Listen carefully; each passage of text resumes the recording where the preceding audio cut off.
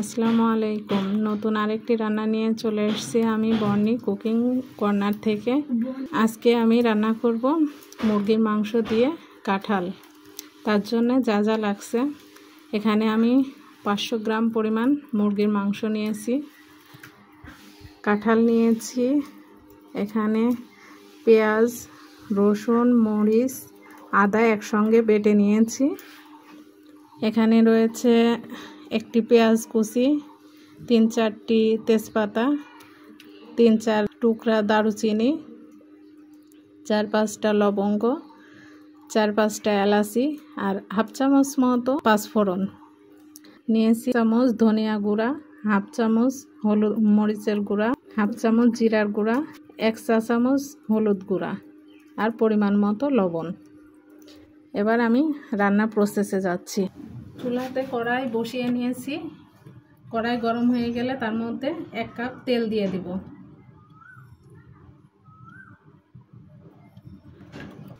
তেলটা গরম হয়ে আসলে গরম মশলাগুলো দিয়ে দিব।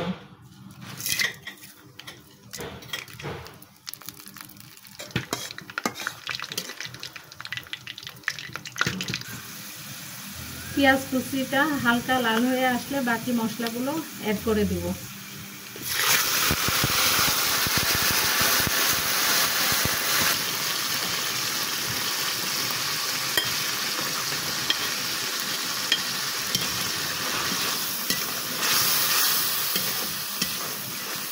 এবার মশলাগুলো ভালোভাবে কষিয়ে নিতে হবে।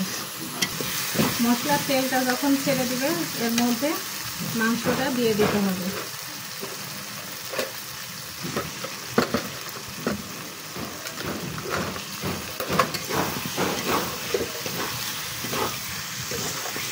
মাংসটা দিয়ে ভালো করে কষতে হবে।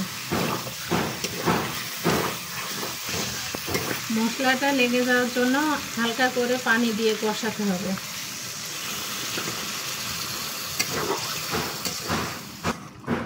ভালো করে নেড়ে চেড়ে ঢাকনা দিয়ে ঢেকে দিতে হবে।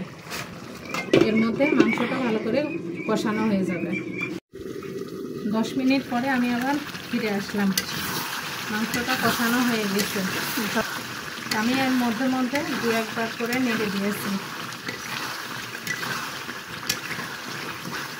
এবার এই মাংসের মধ্যে কাঁঠালগুলো দিয়ে দেব।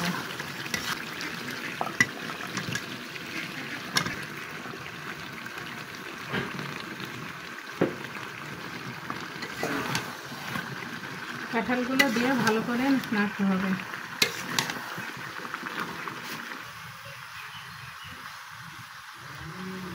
কাঁঠালগুলো নেড়ে নেওয়া হয়ে গেলে আবারও আমি ঢাকনা দিয়ে ঢেকে দেব। 5 মিনিট পরে আমি আবার ফিরে আসছি। হালকা একটু পানি দিয়ে কাঁঠালটা কষতে হবে ভালো করে।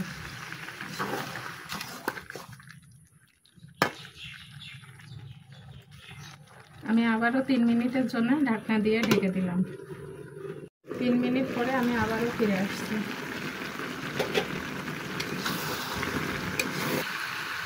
কাঁঠালটি আরেকটু কষানোর জন্য আমি আর সামান্য পানি দিচ্ছি।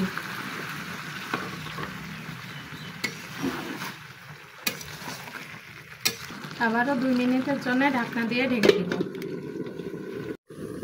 2 মিনিট পরে আমি আবারও ফিরে এলাম।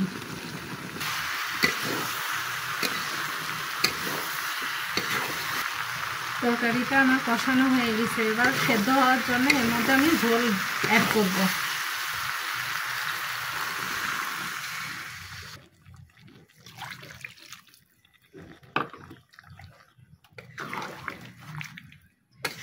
আমি এখানে 2 কাপ পানি অ্যাড করেছি।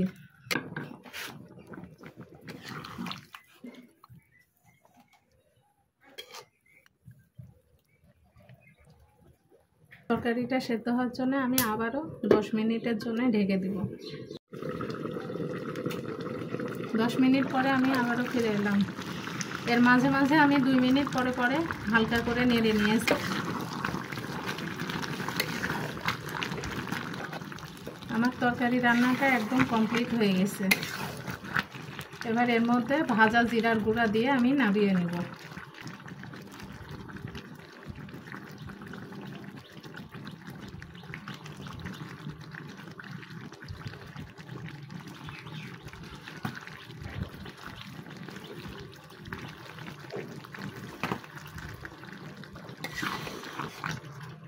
দেখুন আমার রান্নাটা এমন হয়েছে। এবার গরম গরম ভাত কিংবা রুটির সঙ্গে পরিবেশন করুন।